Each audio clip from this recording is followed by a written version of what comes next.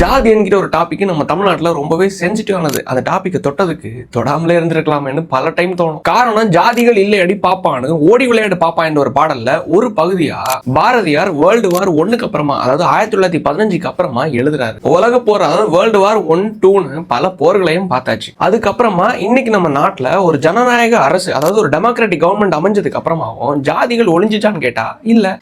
எல்லாருக்கும் சம உரிமை, சமத்துவம், இது எல்லாத்தையும் ஒவ்வொரு தேர்தலையும் ஒவ்வொரு கட்சிகளும் சொல்லி தான் பிரச்சாரம் பண்ணி தான் ஒவ்வொரு தேர்தலையும் ஜெயிக்கிறாங்க. ரைட்டா? இதுல திமுக என்ற ஒரு கட்சி எப்படி ரோல் பண்றாங்கன்னா, சம உரிமை, சமத்துவம், சமூக நீதி, இந்திய எதிர்ப்பு, இந்த 4 முக்கியமான கொள்கைகளை முன்னிறுத்தி தான் முதல்ல நம்ம தமிழ்நாட்டில் ஆட்சியை பிடிக்கிறாங்க. ஆனா இப்போ அந்த சமூக நீதி, சம உரிமை, சமத்துவம் இதெல்லாம் இருக்குது. எங்க இருக்குன்னு கேட்டா பேப்பர்ல அழகா எழுதி பூட்டி வச்சிருக்காங்க. பேப்பர்ல எழுதி வச்சிருக்கத செய்வாங்களான்னு கேட்டா செய்ய மாட்டாங்க. அதிமுக என்ற ஒரு கட்சி இதுல இருந்து ஒரு சின்ன மாற்றம் தான். அங்கேயும் ஜாதி இருக்கு, கவுண்டர் கட்சி, அதுக்கு முன்னாடி முக்குலத்தோர் கட்சின்னு பல பட்டங்கள். ஆனா அந்த கட்சியோட தலைமை யாரா இருந்தாங்கன்னா ஃபார்வர்ட் காஸ்ட், அதாவது எஃப்சில இருந்து ஜெயலலிதா அம்மையார் அவர்கள் இருந்தாங்க. ஜாதியா அவங்களாச்சும் ஒழிச்சாங்களான்னு கேட்டா இல்ல, ஆனா கட்டுப்படுத்தினாங்க. எப்படின்னா, அம்மா என் வீட்டுல கல்யாணம் ஒண்ணு ஏற்பாடு பண்ணியிருந்தம்மா, அறுசுவைய உணவெல்லாம் சமைச்சு வச்சிருந்தேன். ஆனா நம்ம கட்சியோட எம்எல்ஏ மந்திரி கூட சாப்பிடாம போயிட்டாங்கம்மா, யாருமே சாப்பிடல, சாப்பாடெல்லாம் வீணா போயிடுச்சுன்னு அம்மா கிட்ட முறையிடுறாங்க. யார்கிட்ட முறையிடுறாங்கன்னா, அன்னைக்கு இருந்த முதலமைச்சர் அம்மையார் ஜெயலலிதா அவர்கள் கிட்ட. முறையிடுறது யாருன்னா, தாழ்த்தப்பட்ட சமுதாயத்தில இருந்து ஜெயித்து வந்த, அது 2011 எலெக்ஷன்ல ஜெயித்து வந்த திரு தனபால் அவர்கள். அப்போ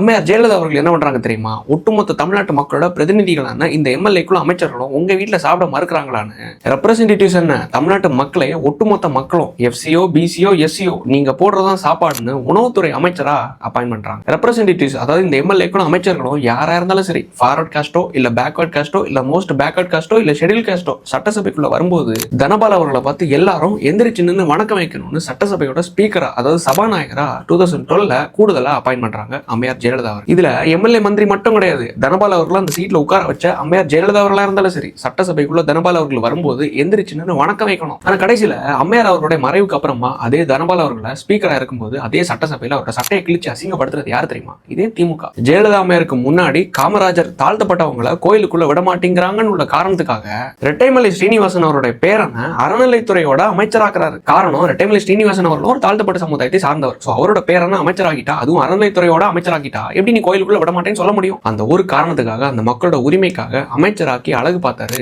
காமராஜர் அவர்கள். இது நம்ம தமிழக அரசியல்ல காலங்காலமா நடந்துட்டு இருக்கிற ஒரு சம்பவம். அப்பேற்பட்ட தலைவர்கள் நம்ம மக்களுக்காகவும் மண்ணுக்காகவும் வாழ்ந்து புரட்சி ஏற்படுத்தின நம்ம நாட்டுல இன்னைக்கு குழந்தையும் கிள்ளி விட்டு தொட்டிலை மாற்ற சிலர் நம்ம ஊர்ல இருந்துட்டு தான் இருக்காங்க. இந்த ஒரு காரணத்தினால தான் திமுக என்ற ஒரு கட்சியை நான் இந்த அளவுக்கு எதிர்க்கிறதுக்கான காரணம் என்று சொல்லி வர தேர்தலில் நல்ல ஒரு மாற்றத்தை எதிர்பார்த்து நம்பி விடைபெறுகிறேன். நன்றி, வணக்கம்.